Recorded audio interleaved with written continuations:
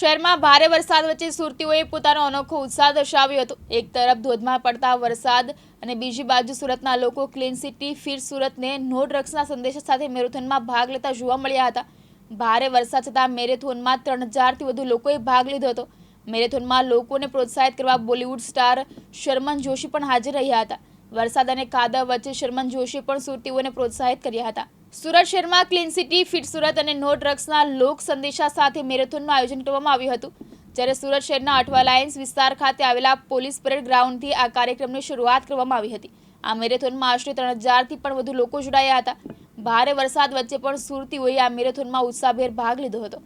વરસાદના કારણે ગ્રાઉન્ડમાં કાદવ કીચડની સ્થિતિ સર્જાઈ હતી। તેમ છતાં સુરતીઓ ઉત્સાહભેર મેરેથોન શરૂઆતમાં કરી હતી અને વરસાદનું વિઘ્ન પણ સુરતીઓના ઉત્સાહને માત આપી શક્યું ન હતું। મેરેથોનમાં રાજ્યના ગૃહમંત્રી હર્ષ સંઘવી, બોલિવૂડ અભિનેતા શર્મન જોશી હાજર રહ્યા હતા। લોકોને નો ડ્રગ્સ, ક્લીન સિટી તેમજ ફિટ સુરતનો સંદેશ આપવા આ મેરેથોનનું આયોજન કરવામાં આવ્યું હતું।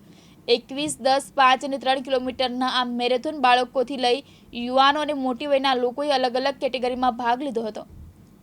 યાસીન દારા, દિવ્યાંગ ન્યૂઝ, સુરત।